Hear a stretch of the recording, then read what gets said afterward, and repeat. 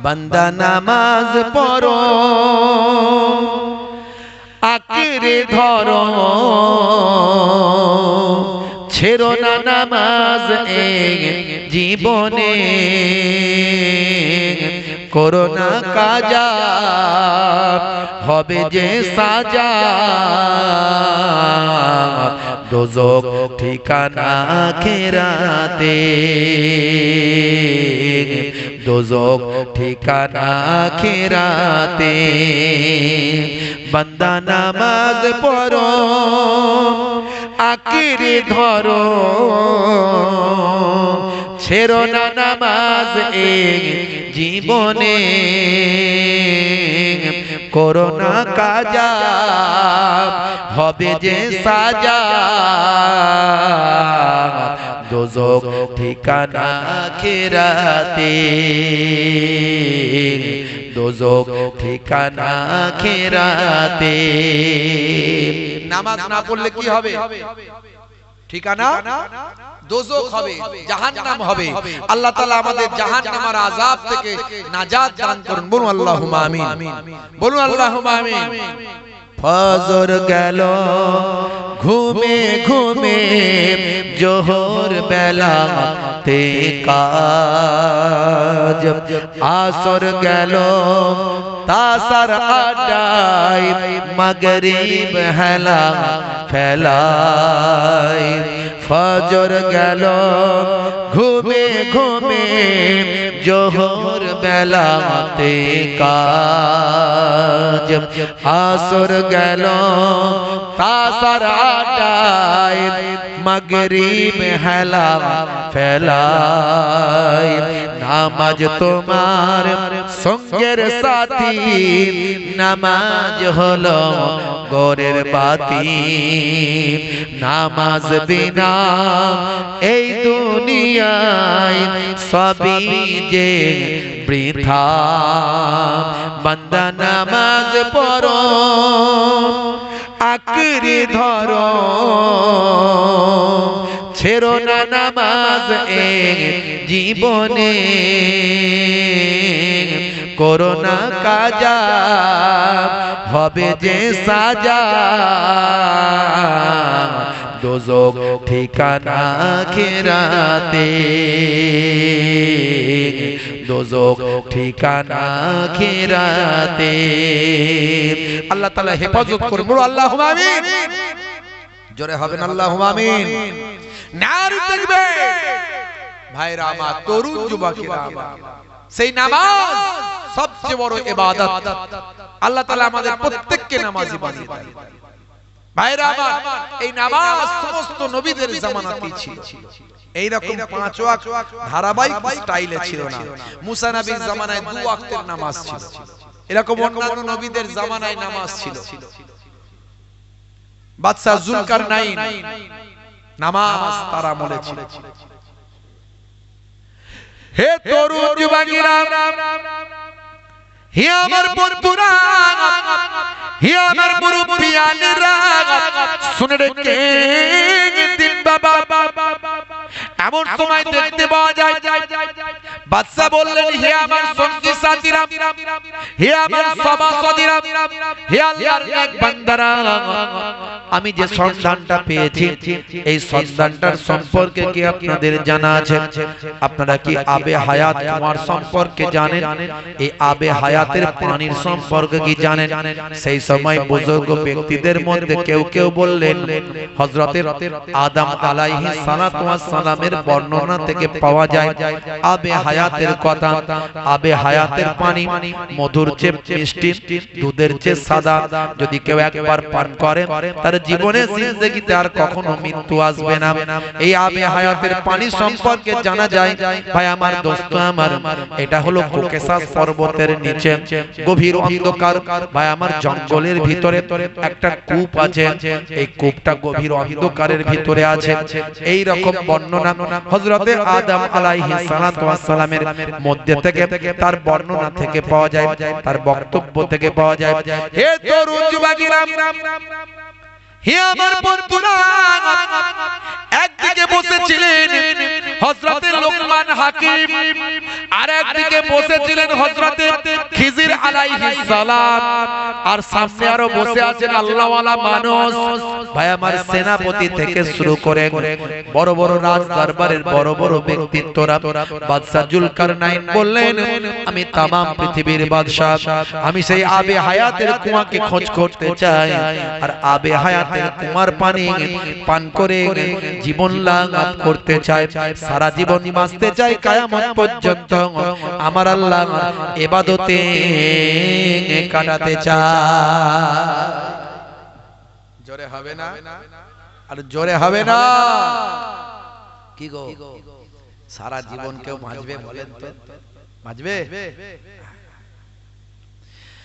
বন্ধুরা, আমরা তরুণ যুবকেরা 12 বছরের জন্য রাজ দরবারের ভাই, 12 বছরের জন্য দেশ চালানোর দায়িত্ব নির্দিষ্ট ব্যক্তির হাতে অর্পণ করলেন। একদিকে নিলেন লোকমান হাকিমকে, আর একদিকে নিলেন হযরতে খিজির আলাইহিস সালামকে। হযরতে খিজির আলাইহিস সালামকে দায়িত্ব দিলেন, ও আল্লাহর নেক বান্দা, ও হযরতে খিজির আলাইহিস সালাম, আপনি হলেন প্রধান উপদেষ্টা, আপনি হলেন সবচেয়ে গুরুত্বপূর্ণ দায়িত্বে, আপনাকে সামনে যেতে হবে, আপনাকে এই রাস্তাটা পরিচালনা করতে হবে, এই বিরাট যে মিশন, এই মিশনটা সাকসেসফুল করতে হবে, আপনি দায়িত্বটা বেশি পালন করবেন। শুনেন, আবে হায়াতের কুয়া খোঁজ করতে গেলে গভীর অন্ধকার জঙ্গলের ভিতরে, যেখানে ঘুটঘুটে অন্ধকার পাওয়া যাবে, যেখানে সূর্যের আলো পৌঁছায় না, এমন অন্ধকারের ভিতরেই তো আমার আল্লাহ সেই কূপটা, কুয়াটা রেখেছেন, আবে হায়াতের কুয়া। সেখানে যেতে গেলে আলো লাগবে, লাইট লাগবে। রাজকোষ থেকে দুটো মূল্যবান মানিক পাথর আপনি বের করে নিন, মূল্যবান মানিক পাথর বের করে নিন, যে পাথরের আলোয় অন্ধকারের ভিতরে আলোকিত হয়ে যাবে। সেই পাথরটা একটা আমার কাছে রাখি, আর একটা হে হযরতে খিজির আলাইহিস সালাম আপনার কাছে রেখে দিন। দুটো পাথর দুজনের কাছে নিলেন, অন্ধকারে আলোকিত করা পাথর রাজ কোষ থেকে নিয়ে চলতে লাগলেন। বাবা, বহু সৈন্য সামন্ত নিয়ে, সঙ্গী সাথী নিয়ে একেবারে পূর্ব দিকে হাঁটতে শুরু করলেন। তৎকালীন যুগে হে তরুণ যুবকেরা, চলতে চলতে চলতে চলতে পৃথিবীর এক প্রান্ত থেকে অন্য প্রান্তের দিকে যেতে যেতে বহু অলৌকিক জিনিসপত্র দেখতে লাগলেন। অলৌকিক জিনিস তার চোখে আসলো। বন্ধুরা আমার, তরুণ যুবকেরা আমার, যেতে যেতে একটা নদী পড়ল বিশাল। সেই নদীর ধারে গিয়ে দেখে এক মানুষ জাতীয় এক ধরনের প্রাণী, এক ধরনের জীব নদীর ধারে বসে আছে। এমন সময় হযরতে বাবা জুলকারনাইন বললেন, দেখুন দেখুন, এই প্রাণীগুলো কেমন প্রাণী, যেন মনে হচ্ছে মানুষ, কিন্তু পায়ের দিকটা, লেজের দিকটা দেখে মনে হচ্ছে মাছ। এরা মানুষগুলো কেমন মানুষ? এই মানুষগুলো কি আমরা এর আগে কখনো দেখেছি? সঙ্গী সাথীরা বললেন, ও আল্লাহর মাহবুব বান্দা, ও বাদশা জাহাপনা, এমন মানুষ জীবনে জিন্দেগিতে আমরা কখনো দেখি না। বাদশা জুলকারনাইন বললেন, জান জান জান, দুজন এইরকম মানুষকে আমার সামনে ধরে আনো, দেখি তারা অরিজিনাল মানুষ না অন্য কিছু। দুইজন এরকম নিরীহ প্রাণী, যারা হাঁটে না, চলে না, ছুটে পালায় না, তাদের দুজনকে ধরে নিয়ে আসা হলো। নিয়ে আসার পরে পরীক্ষা নিরীক্ষা করে দেখা গেল এরা মাছেরই একটা প্রজাতি, কিন্তু মানুষের মতো উপর দিকের চেহারা আর পায়ের দিকের চেহারাটা মাছের মতো তাদের লেজ। হে তরুণ যুবকেরা, জুলকারনাইন সেই সময় বললেন, বাদশা বললেন, জান জান, এদেরকে আবার নদীতে ছেড়ে দেয়। অনেক ধরনের প্রাণী দেখতে পেলেন, অনেক ধরনের জীব দেখতে পেলেন। বন্ধুরা আমার, তরুণ যুবকেরা আমার, হে দুনিয়ার মানুষ শুনুন, হে মানুষেরা শুনে কি দেন, কতদিন বাঁচবে? আল্লাহর পথে ফিরে আসুন। এই পৃথিবীতে আল্লাহ কত নিয়ামত দিয়েছেন, কত জীব দিয়েছেন। পৃথিবীতে কত ছোট বড় প্রাণী দিয়েছেন, আমার আল্লাহ পৃথিবীকে সুন্দর করে সাজিয়ে দিয়েছেন। পৃথিবীতে কি সুন্দর নদী দিয়েছেন, ঝর্ণা দিয়েছেন, পৃথিবীতে কি সুন্দর বাতাস দিয়েছেন। বাবা হে তরুণ যুবকেরা, আমার আল্লাহর নিয়ামত দেখলে আপনি অবাক হয়ে যাবেন। কি সুন্দর মৃদু বাতাস বয়, কি সুন্দর ঝোড়ো বাতাস বয়, আমার আল্লাহর কুদরত কি সুন্দর ঝর্ণা বয়ে যায়, আমার আল্লাহর কুদরত কি সুন্দর পাহাড়, কি সুন্দর ঝর্ণা, কি সুন্দর নদী বয়ে যায়, কি সুন্দর মনোরম দৃশ্য, চারিদিকটা সুন্দর। আমার আল্লাহর দুনিয়া যদি এত সুন্দর হয়, আমার আল্লাহর জান্নাত তাহলে কত সুন্দর। দুনিয়া সুন্দর, মানুষ সুন্দর, আসমান সুন্দর, জামিন সুন্দর, সুন্দরে সুন্দরে পাল্লা, জানি না কত সুন্দর তুমি আল্লাহ, জানি না কত সুন্দর তুমি আল্লাহ, জানি না কত সুন্দর তুমি আল্লাহ, জানি না কত সুন্দর তুমি আল্লাহ। আর জোরে হবে না। ঝর্ণা ছুটে চলে এঁকে বেঁকে, পৃথিবীর পথে কত ছবি এঁকে, ঝর্ণা ছুটে চলে এঁকে বেঁকে, পৃথিবীর পথে কত ছবি এঁকে, সাগরের গর্জনে নদীর কলতানে, সাগরের গর্জনে নদীর কলতানে, ঢেউয়ে ঢেউয়ে দেয় পাল্লা, জানি না কত সুন্দর তুমি আল্লাহ, জানি না কত সুন্দর তুমি আল্লাহ, জানি না কত সুন্দর তুমি আল্লাহ, জানি না কত সুন্দর তুমি আল্লাহ। জোরে হবে না, আরেকটু জোরে হবে না, আরেকটু জোরে হবে না। বাগানে ফুটে ফুল রাশি রাশি, রাতেরই তারা ভরা চাঁদের হাসি, বাগানে ফুটে ফুল রাশি রাশি, রাতেরই তারা ভরা চাঁদের হাসি, গুনগুন গানে ঢেকে মৌমাছি মধু চাকে, গুনগুন গানে ঢেকে মৌমাছি মধু চাকে, ফুলে ফুলে করে হাল্লা, জানি না কত সুন্দর তুমি আল্লাহ, জানি না কত সুন্দর তুমি আল্লাহ, জানি না কত সুন্দর তুমি আল্লাহ, জানি না কত সুন্দর তুমি আল্লাহ। দুনিয়া সুন্দর, মানুষ সুন্দর, আসমান সুন্দর, জামিন সুন্দর, সুন্দরে সুন্দরে পাল্লা, জানি না কত সুন্দর তুমি আল্লাহ, জানি না কত সুন্দর তুমি আল্লাহ, জানি না কত সুন্দর তুমি আল্লাহ, জানি না কত সুন্দর তুমি আল্লাহ। জোরে হবে না, জোরে হবে না। আল্লাহর দুনিয়া যদি এত সুন্দর হয়, আল্লাহর জান্নাত কত সুন্দর। একবার ভাবুন, চিন্তা করুন। তাই বেশি বেশি ইবাদত করার জন্য বাদশা জুলকারনাইন তিনি অস্থির হয়ে গেলেন। বন্ধুরা আমার, তরুণ যুবকেরা আমার, আরো বেশ কিছুটা চলে গেলেন। সেখানে গিয়ে দেখলেন, হে তরুণ যুবকেরা, হে আমার মুরব্বিয়ানেরা, একটা ভাই আমার বিশাল উঁচু প্রাচীর দেখতে পেলেন। এই প্রাচীরের ভিতরে কি আছে ভাই আমার দেখার চেষ্টা করলেন, চিন্তা করলেন প্রাচীরের ভিতরে কি আছে দেখতে হবে। এই চিন্তা করলেন বাদশা জুলকারনাইন। হে যুবকেরা, হে আমার বন্ধুরা, এই চিন্তা করে অনেক চেষ্টা প্রচেষ্টা করে একজন ভিতরে পাঠালেন, যাও দেখে সে খবরটা দাও। যে গেল সে আর ফিরল না, যে গেল সে আর এলো না। ভাই আমার দোস্ত আমার, বাদশা জুলকারনাইন দ্বিতীয় আর একজনকে পাঠানোর চেষ্টা করলেন। তিনিও কষ্ট করে প্রাচীরটা টপকালেন, টপকে যখন ওপারে গেলেন তিনি আর ফিরে এলেন না। বাদশা জুলকারনাইন বুঝলেন এটা খুব ভয়ঙ্কর জায়গা আছে, এই জায়গা জায়গায় আর কাউকে পাঠানোর দরকার নাই। যখন তারা উপাসে আছে থাকুক, ওই জায়গা থেকে বাধা দেওয়ার দরকার নাই। সেখানে আর কাউকে না পাঠিয়ে সেখান থেকে বাদশা জুলকারনাইন সঙ্গী সাথীদের নিয়ে আরো পূর্ব দিকে হাঁটতে লাগলেন। হে তরুণ যুবকেরা, পূর্ব দিকে যাওয়ার পরে এক শ্রেণীর মানুষের সঙ্গে দেখা হলো। তারা ভয়ে ভীত অবস্থায় রইল। তারা বাদশা জুলকারনাইনের কাছে এসে আত্মসমর্পণ করে বলল, হুজুর আমাদেরকে বাঁচান, আমরা বড় বিপদের মধ্যে আছি। কি হয়েছে তোমাদের? বলে ওই যে পাহাড় দেখছেন, ওই পাহাড়ের মাঝখানটা রাস্তা, চারিদিকটা পাহাড়, ওই পাহাড়ের মাঝখানটা গিরিপথ।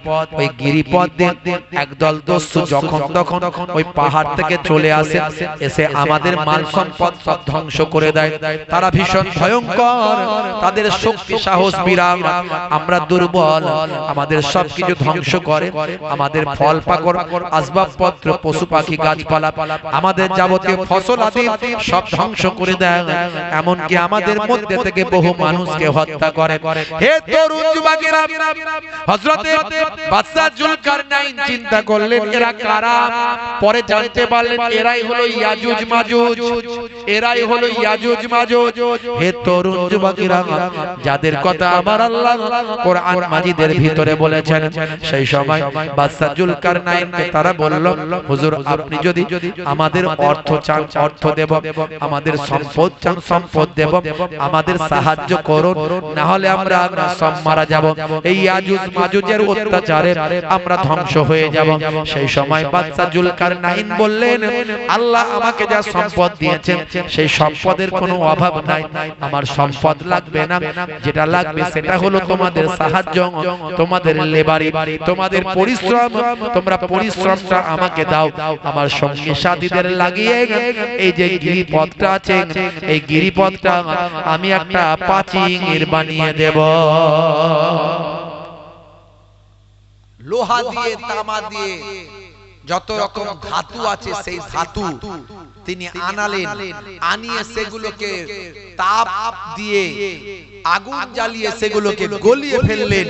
গলিয়ে ফেলে সেই বিশাল পাহাড়ের মাঝখানে গিরিপথকে তিনি ঝালাই করে ঢালাই করে লোহা বিভিন্ন ধাতু দিয়ে আল্লাহর কুদরতি সাহায্য নিয়ে সেখানটা ঘিরে একেবারে ঢালাই করে দিলেন। এই দিক থেকে ঘিরে দিলেন যাতে করে আর ইয়াজুজ মাজুজ আর বেরোতে না পারে। তারপর থেকে ইয়াজুজ মাজুজ আর কখনো বাইরে বেরোতে পারে না। ভাইরা আমার, কিয়ামতের আগে তারা এক সময় বাইরে বেরিয়ে আসবে, এই ইতিহাস আপনারা জানেন। আর তাদেরকে যিনি বন্দী করেছিলেন তিনি হলেন এই বাদশা জুলকারনাইন। হে তরুণ যুবকেরা, হে আমার বন্ধুরা, শুনে রেখে দিন বাবা, জেনে রেখে দেন হে মুসলমান, এই কথাগুলো সব কোরআন মাজিদের কথা। আমার আল্লাহ জুলকারনাইনের বয়ান কোরআন মাজিদে করেছেন। আমার আল্লাহ ইয়াজুজ মাজুজের বয়ান এই কোরআন মাজিদের ভিতরে করেছেন। এগুলো সব কিয়ামতের আলামত বাবা, কিয়ামতের আলামত। এই ইয়াজুজ মাজুজ বের হবে। ভাইরা আমার, ভাই আমার, আপনার কি বলবো, দাজ্জাল বের হবে। হে তরুণ যুবকেরা, হে আমার বন্ধুরা, সারা পৃথিবীতে একটা মালহামা তৈরি হবে। ঘরে ঘরে গান বাজনা ঢুকে যাবে, মহিলারা সমাজে নেতৃত্ব দেবে, আর পুরুষের সংখ্যা কমে যাবে, নারীর সংখ্যা বেড়ে যাবে। হে তরুণ যুবকেরা, হে আমার বন্ধুরা, নারীরা অশ্লীল পোশাক পরিধান করবে, সমাজে ফিতনা ফাসাদ চারিদিকে চালু হয়ে যাবে। এই রকম সারা পৃথিবীতে একটা মালহামা যুদ্ধ শুরু হয়ে যাবে। এই মালহামাতে 1/3 মানুষ মারা যাবে, আধুনিকতা হারিয়ে যাবে। হে যুবকেরা, এর পরে দেখা যাবে ইমাম মাহদী আলাইহিস সালাম পৃথিবীর জমিনে আগমন করবে। এগুলো সব কিয়ামতের আলামত। এর আলোচনা অনেক আছে, বেশি কথা বলবো না। আমি ইবাদত নিয়ে কথা বলছি। আপনাকে আমাকে ইবাদত করতে হবে। নামাজ ছেড়ে দিয়ে, রোজা ছেড়ে দিয়ে, রাসূলের সুন্নাত তরিকা ছেড়ে দিয়ে আমরা কখনো জান্নাত পেতে পারবো না। কিছু কিছু ব্যক্তি বলে না, হুজুর আমি নামাজ না পড়তে পারি, আমার ঈমান কিন্তু পাক্কা। বলে কি বলে না? বলে নামাজ না পড়তে পারি, ঈমান কিন্তু পাক্কা। এই সব কথা আর বললে হবে না। এখন কেউ বোকা নাই, সবাই চালাক। এসব কথা বলে লোককে ঠকিয়ে লাভ আছে? যে নামাজ পড়বে না, নামাজ ছেড়ে দিয়েছে, তার ঈমান কখনো পাকা হতে পারে না। যদিও ঈমান থাকে, সেটা দুর্বল ঈমান। আমি নামাজ পড়তে পারি না, ঈমান আমার পাক্কা, পাকামো করার জায়গা খুঁজে পাও। কবরে দেওয়ার পরে, ঈমানের পরে যখন আমলের প্রশ্ন আসবে, সবচেয়ে আগে নামাজের সম্পর্কে জিজ্ঞাসা করা হবে। বান্দা নামাজ পড়তে? বন্ধুরা আমার, এখন আর কেউ বোকা না, সবাই চালাক। এই মোবাইলের যুগ, ইন্টারনেটের যুগ। একটা মহিলা ভিখারি ভিক্ষা করতে করতে, গ্রামে ভিক্ষা করতে করতে, মহিলা ভিখারি একজন ভিক্ষা করতে করতে একজন বুড়ি মায়ের কাছে গেছে, গিয়ে বলছে, বুড়ি মা, তোমাকে ভিক্ষা কিছু দিতে হবে না, তুমি খেতে দাও। শুনছেন কথা? বলছে, বুড়ি মা, তোমাকে ভিক্ষা দিতে হবে না, কিছু খেতে দাও। বুড়ি মা বলছে, মা, ভাত রান্না হচ্ছে, হতে একটু দেরি আছে, আমি রেডি করছি, তুমি একটু ঘুরে ঘাড়ে এসো, এসে খাবে। তখন ওই ভিখারি মহিলা বলছে, মাগো, আমার কি অত সময় আছে এসে বসে থাকার? কত ব্যস্ত বুঝতে পারছো না? আমি আমার ফোন নাম্বারটা দিচ্ছি, তোমার ভাতটা সব রেডি হয়ে গেলে আমাকে মিস কল মেরে দিও। বুঝতে পারছো? বুড়িমাও তো এখনকারের বুড়িমা বলছে, হ্যাঁ গো মা, মিস কল মারার কি দরকার আছে বলো, অত ঝামেলার দরকার নাই। তো এক কাজ করব, সব রেডি হয়ে গেলে আমি ছবি তুলে হোয়াটসঅ্যাপে পাঠিয়ে দেব, আর তুমি ডাউনলোড করে খেয়ে নেবে। বুঝতে পারছো? আর বোকা কেউ নাই। আমি নামাজ পড়ি না, ঈমান পাক্কা, ওসব কথা বলে লাভ নাই। নামাজ ছেড়ে দিয়ে কেউ জান্নাতে যেতে পারবে না। আর ইবাদতের জন্যই জুলকারনাইন সারা জীবন বাঁচতে চায়। হে তরুণ যুবকেরা, হে আমার বন্ধুরা, শুনে রেখে দিন বাবা, জেনে রেখে দেন হে মুসলমান, এই নামাজকে কায়েম করার জন্য আমার আপনার নবী কত কষ্ট করেছেন। এই নামাজকে কায়েম করার জন্য আমার আপনার নবী কত আঘাত সহ্য করেছেন। নামাজকে কায়েম করার জন্য আমার আপনার নবী মার খেয়েছেন, জুলুম অত্যাচার সহ্য করেছেন। আমার আপনার নবী সারা শরীরটা লালে লাল হয়ে গিয়েছে এই নামাজকে কায়েম করার জন্য। তায়েফের মাটিতে গিয়েছেন, দয়ার নবী আমার রক্তাক্ত হয়েছেন এই নামাজকে কায়েম করার জন্য। হে মুসলমান, তুমি নবীর উম্মত বলে দাবি করো, আর যদি নামাজ ছেড়ে দাও রে উম্মত, নবী পাকের দরবারে কাল কিয়ামতের দিনে কেমন করে নাজাত পাবে, আল্লাহর নবীর কাছে কেমন করে জবাব দেবে? মনে রাখবে, আমাকে আপনাকে মৃতদেহ কবরে দেওয়ার পরে, কবরে যদি কেউ উপকার করে, সেটার অন্য কেউ করবে না। আমার আপনার দয়ার নবী আমার আপনার নাজাতের জন্য উপকার করবে। হাজারো ব্যথা বেদনার পরে ফিরে আসুনি তুমি আপন ঘরে, দিনের আলো তুমি ছড়িয়ে দিতে চলে গেলে মদিনায় মক্কা ছেড়ে। হে রাসূল, তোমাকে ভুলি আমি কেমন করে? জোরে হবে না, জোরে হবে না, আর জোরে হবে না। হে রাসূল, তোমাকে ভুলি আমি কেমন করে? খেয়ে না খেয়ে দিন প্রচারের কাজে নিজেকে দিয়েছো বিলিয়ে তায়েফের কাফেরেরা চিনল না এ আলো দুষ্টু ছেলেদের পিছু দিল লেলিয়ে খেনাকে দিন প্রচারের কাজে নিজেকে দিয়েছো বিলিয়ে তায়েফের কাফেরেরা চিনল না এ আলো দুষ্টু ছেলেদের পিছু দিল লেলিয়ে পাথরের আঘাতে ক্ষত বিক্ষত হয়ে সারা শরীর থেকে রক্ত ঝরে হে রাসূল তোমাকে ভুলি আমি কেমন করে হে রাসূল তোমাকে ভুলি আমি কেমন করে হাজারো ব্যথা বেদনার পরে ফিরে আসুনি তুমি আপন ঘরে দিনের আলো তুমি ছড়িয়ে দিতে চলে গেলে মদিনায় মক্কা ছেড়ে হে রাসূল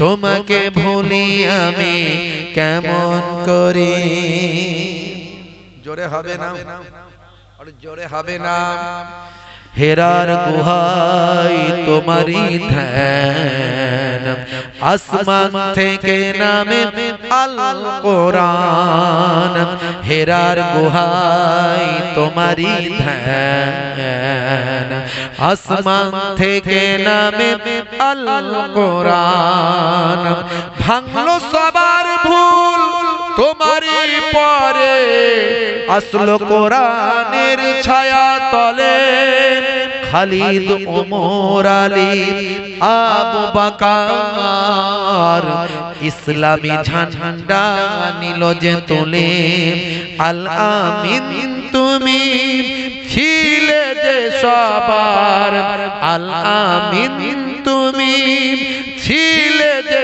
সদা সকল মানুষের তরে হে রাসূল তোমাকে ভুলি আমি কেমন করে হে রাসূল তোমাকে ভুলি আমি কেমন করে হাজারো ব্যথা বেদনার পরে ফিরে আসুনি তুমি আপন ঘরে দিনের আলো তুমি ছড়িয়ে দিতে চলে গেলে মদিনায় মক্কা ছেড়ে হে রাসূল তোমাকে ভুলি আমি কেমন করে জোরে হবে আর জোরে হবে না ভাইরা আমার সেই নামাজ কত কষ্ট করেছেন আমার আপনার নবী রাসূলের সুন্নাত হালাল পথে চলা মিথ্যা বলবেন না প্রয়োজন হলে ঘুরিয়ে কথা বলবেন কিন্তু মিথ্যা সমস্ত গুনাহের মা ওয়া ইজতানিবু কাউলা যুর ভাইরা আমার তরুণ যুবকেরা আমার মনে রাখবেন ছোটদের স্নেহ করবেন বড়দের সম্মান করবেন ছোটদের স্নেহ করবেন বড়দের সম্মান করবেন নিজের স্ত্রীকে মর্যাদা দেবেন স্ত্রীর সঙ্গে খারাপ আচরণ করবেন না সে তার বাম্মাকে ছেড়ে আপনার ঘরের মেহমান আপনার ঘরে তাকে নিয়ে এসেছেন বাম্মা আত্মীয় স্বজন সবাইকে ছেড়ে এসেছে তার সঙ্গে খারাপ ব্যবহার করবেন না তাকে কষ্ট দেবেন না স্ত্রীর সঙ্গে খারাপ ব্যবহার করবেন না কাল কিয়ামতের দিনে প্রত্যেকটা স্বামী স্ত্রীর সার্টিফিকেট ছাড়া জান্নাতে যেতে পারবে না বুঝতে পারছেন পিতামাতার সেবা করবেন পিতামাতাকে রাজি করবেন পিতামাতাকে খুশি করবেন পিতামাতা যদি রাজি হয়ে যায় আমার আল্লাহ আপনাকে জান্নাতটা দান করে দেবেন হুমা জান্নাতুকা ওয়া নারুকা, তোমাদের বাম্মা হলো জান্নাত, তোমাদের বাম্মা হলো জাহান্নাম। আল্লাহর নবী বলেন ইযহাব ফাআকরিমহা ফাইন্নাল জান্নাতা তাহতা রিজলাইহা, যাও যাও তোমার মায়ের সম্মান করো, তা কারণ তোমার মায়ের পায়ের তলায় তোমার জান্নাত। হে তরুণ যুবকেরা, হে আমার বন্ধুরা, শুনে রেখে দিন বাবা, জেনে রেখে দেন। হে মুসলমান, একটুখানি লক্ষ্য করুন বাবা, হে মুসলমান একটু খেয়াল করুন। এমন সময় হযরতে বাবা যুলকারনাইন সেখান থেকে চলে গেলেন, ইয়াজুজ মাজুজকে বন্দী করে দিলেন, যে ইয়াজুজ মাজুজ কিয়ামতের আগে তারা বেরিয়ে আসতে পারবে। ভাইরা আমার, প্রতিদিন তারা ওই পাহাড়কে ভাই আমার আঘাত করে করে পাতলা করে ফেলে, পাহাড়কে চেটে চেটে, পাহাড়কে তাদের জিহবা অনেক বড়, জিহবা অনেক লম্বা। কারো ভাইয়েরা আমার, তরুণ যুবকেরা আমার, তার শরীরের গঠন বিভিন্ন রকম, তারা ভয়ঙ্কর চেহারা, ওই লম্বা জিহবা দিয়ে চেটে চেটে পাহাড়কে তারা পাতলা করে ফেলবে, যেন মনে হয় আগামী কাল বেরিয়ে যাব, এই চিন্তা করে তারা রেখে দেবে। আল্লাহর কুদরতি ক্ষমতা, হযরতে যুলকারনাইনের ঘেরা প্রাচীরটা আমার আল্লাহ রাতারাতি আবার আগের মতো কংক্রিট মজবুত আবার শক্ত করে করে দেবেন। হে তরুণ যুবকেরা, কারণ তারা ইনশাআল্লাহ বলে না। কোন কিছু আমরা যদি সংকল্প করি, কি বলতে হয়? ইনশাআল্লাহ। আল্লাহ না চাইলে কোন কাজ সাকসেসফুল হবে ভাই? বলেন হবে? আপনি বলছেন আমি অনেক পড়াশোনা করেছি, পরীক্ষায় বসলেই পাস করব। পাস করানোর মালিক কে? পড়াশোনা করা আপনার দায়িত্ব, আর পাস করানোর দায়িত্ব আল্লাহ। আমার আল্লাহ যদি রাজি হন, ওই যিনি এক্সামিনার তার মন মানসিকতায় যদি আল্লাহ মহাব্বত ভালোবাসা দিয়ে দেন, তাহলে দেখবেন নাম্বারটা ঠিকঠাক পাবেন। তাহলে ওরই মাঝখানে খুঁত খুঁজে খুঁজে ওই নাম্বার কেটে কেটে পাস মাস থেকে ফেল করিয়ে দেবে। তাহলে তার মনের ভিতর চেতনায়, তার হৃদয়ে আপনার প্রতি মহাব্বত দিয়ে আপনাকে কোয়ালিফাইড করানোর মালিক হলেন আল্লাহ। আপনি যে কোনো কাজ করবেন মনে করছেন, কিন্তু সাকসেসফুল করার মালিক কে? আল্লাহ। এই জন্য ইনশাআল্লাহ বলতে হবে। ভালো কাজে বলবেন ইনশাআল্লাহ, আর দুঃখের কথাই বলবেন ইন্নালিল্লাহ। কোনো কিছু শুরু করলে বলবেন বিসমিল্লাহ, কোনো কিছু খুশির সংবাদ পেলে বলবেন মাশাআল্লাহ। বলি তো নাকি আমরা? কি জি বলি তো নাকি? একটু হ্যাঁ হুদান না, রাগ করেছেন নাকি? কি জি বলি তো নাকি? আবার এক একজন এত বলে ঘন ঘন মাশাআল্লাহ, ঘন ঘন ইনশাআল্লাহ, কিন্তু কোনখানে ইনশাআল্লাহ কোনখানে মাশাআল্লাহ, ওটা বলতে গিয়ে আবার গন্ডগোল করে। বলছে হুজুর আসসালামু আলাইকুম। ওয়ালাইকুম আসসালাম। বলে মাশাআল্লাহ করিম চাচা মারা গেছে, শুনেছেন? মাশাআল্লাহ করিম চাচা মারা গেছে। করিম চাচা মারা গেলে মাশাআল্লাহ বলে না ইন্নালিল্লাহ বলে? ইন্নালিল্লাহি ওয়া ইন্না ইলাইহি রাজিউন বলে। বলে মাশাআল্লাহ। কি রে ভাই মাশাআল্লাহ কেন বলছো? বলে এই যে মাশাআল্লাহ, ইন্নালিল্লাহ, সুবহানাল্লাহ এগুলো তো আপনাদের কাছ থেকে শিখেছি। কোনখানে কোনটা বলতে হয় সেগুলো কি শেখানো হয়নি নাকি? তার ঠিক জায়গায় ঠিক জিনিসকে অ্যাপ্লাই করতে হবে, বুঝতে পারছেন? হুজুরদের কাছে শুনেছে, কি শুনেছে? হুজুরদের কাছে শুনেছে যে ঘরেতে ছবি থাকে, স্বামী স্ত্রীর বিয়ের ছবি আছে না নাই? দীঘায় বেড়াতে যাওয়ার ছবি, গোসল করার ছবি অনেকে টাঙিয়ে রাখে দেওয়ালে। এই কয়েকদিন আগে দেখবেন দীঘায় ডুবে যাচ্ছে, ইন্টারনেটে ভাইরাল দেখবেন দীঘায় ডুবে যাচ্ছে। অনেকে যায় না, দীঘায় গিয়ে ডুবে যায়। খুব সাবধান। নিশ্চয় আপনি পর্দা পুশিদা হেফাজতের মধ্যে সম্মান ইজ্জতকে ঠিক রেখে আপনি পৃথিবীর বিভিন্ন আল্লাহর নিদর্শন দেখতে পারেন, এতে কোনো ইসলামে বাধা নিষেধ নাই। কিন্তু আপনাকে হায়া, শরম, লজ্জা, আপনাকে আপনার ঈমান, আমল, ইবাদত ঠিক রেখে, তো ওই দীঘায় গিয়ে লোকে ছবি তুলে সেটা নিয়ে এসে ঘরে টাঙিয়ে রাখে। ছেলে যেদিনে খেতে শিখেছে প্রথম মুখে ভাত, ক্ষীর খাওয়ানি বলে, আমরা বলি ক্ষীর খাওয়ানি, কেউ কেউ বলে অন্নপ্রাশন। ক্ষীর খাওয়ানির ছবির সময় ছবিটা তুলেছে, তুলে নিয়ে বাড়িতে ভালো করে টাঙিয়ে রেখেছে।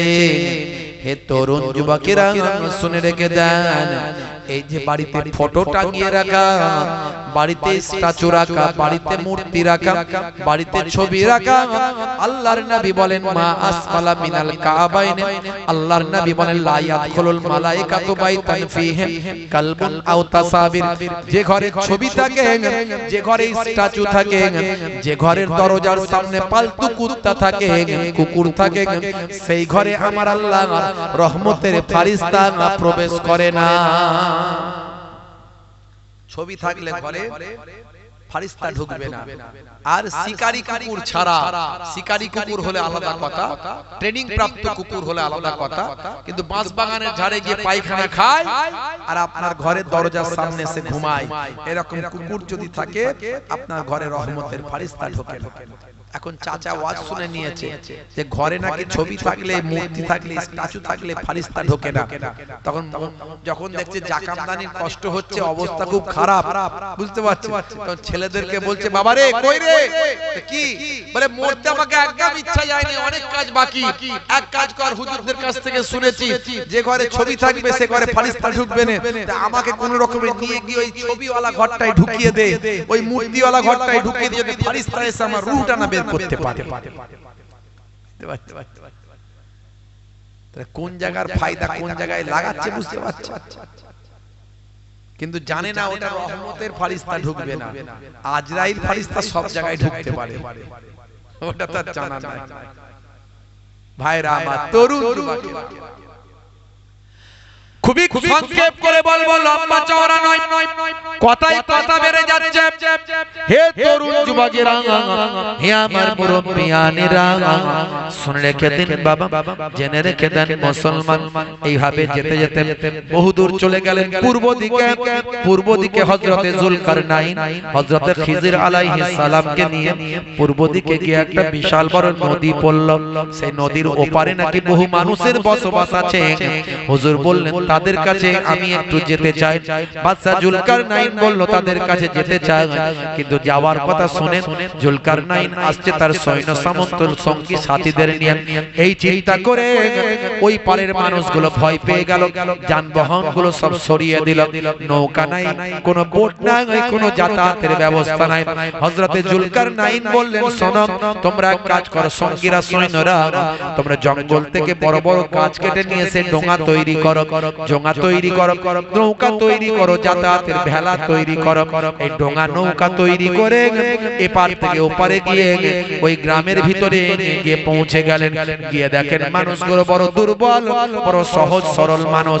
ওই মানুষগুলো যুলকারনাইনের ভয়ে অস্থির। বাদশা যুলকারনাইন বললেন আমি তোমাদের কোনো ক্ষতি করতে আসি না, তোমাদের খোঁজ খবর নেওয়ার জন্য এসেছি, তোমাদের সঙ্গে ভালো ব্যবহার করার জন্য এসেছি। তাদের মাঝখানে হযরতে যুলকারনাইন ইসলামের দাওয়াতটা পৌঁছে দিলেন।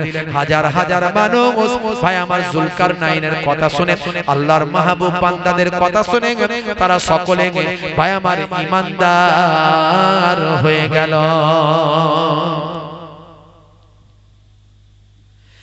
হে তরুণ যুবকেরা,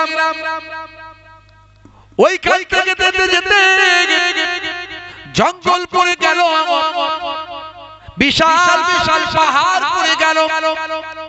জিজ্ঞাসা করলো এই পাহাড়গুলো কি? বলে এখানেই তো কোকেসাস পর্বত আছে। হে তরুণ যুবকেরা, এই কোকেসাস পর্বতের কাছাকাছি যখন গেলেন, জঙ্গলের ভিতরে যখন প্রবেশ করলেন, জঙ্গলের ভিতরে গিয়ে হযরতে যুলকারনাইন তার সঙ্গীদের হারিয়ে ফেললেন। হযরতে খিজির আলাইহিস সালাম তার সঙ্গীদের হারিয়ে ফেললেন। ভাই আমার সেনাবাহিনী সৈন্যরা একে অপরকে হারিয়ে ফেললেন। এক বছর ধরে কারো সঙ্গে আর কারো সাক্ষাৎ হয় না, প্রত্যেকেই বিশাল গভীর জঙ্গলের ভিতরে সব হারিয়ে গেলেন। ভাই আমার, সর্দার কোথায়, সঙ্গী কোথায়, কেউ কোথাও খুঁজে পায় না। প্রত্যেকেই যে যার রসদ খাবার নিয়ে গিয়েছিলেন। এইভাবে তারা এক বছর কেটে গেল। হযরতে জুলকারনাইন তিনি কয়েকজন সঙ্গী নিয়ে জঙ্গলের ভিতরে গভীর জঙ্গলে তলিয়ে গেলেন।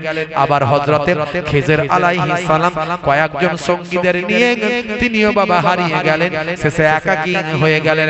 হে তরুণ যুবকেরা, হযরতে খিজির আলাইহিস সালাম একাকী ঘুরতে ঘুরতে কোকেসাস পর্বতের তলদেশে একটা এমন রাস্তা পেলেন যেখান থেকে গভীর জঙ্গলের ভিতরে ঢুকে যাচ্ছে। যত যাচ্ছেন তত অন্ধকার, যত যাচ্ছেন তত গভীর। ভাই আমার, এইভাবে চলতে লাগলেন। হযরতে খিজির আলাইহিস সালাম চিন্তা করলেন এই কোকেসাস জঙ্গলের ভাই আমার গভীর তলদেশে এই সুড়ঙ্গ মতো রাস্তার ভিতর দিয়ে গভীর জঙ্গল, অন্ধকার জায়গা, যেখানে সূর্যের আলো পৌঁছায় না, সেই জায়গার ভিতরে এই আবে হায়াত কুয়াটা আছে। মনে হয় সেই রাস্তা পেয়েছি। একথা চিন্তা করে হযরতে খিজির আলাইহিস সালাম অন্ধকার গভীর জঙ্গলের ভিতর, ভাই আমার সূর্যের আলো পৌঁছাচ্ছে না, যত ভিতরে যাচ্ছেন তত অন্ধকার। এমন সময় নিজের ভিতর থেকে, নিজের কাছ থেকে ওই যে মানিক পাথর নিয়ে এসেছিলেন, যে পাথরের আলো লাইট চকচক করে, সেই আলোটা সেই সময় পাথরটা লাইট মারতে লাগলেন। হে তরুণ যুবকেরা, এই আলো বিচ্ছুরিত পাথর যখন বের করলেন, সেই পাথরের আলোতে আমার অন্ধকারের ভিতরে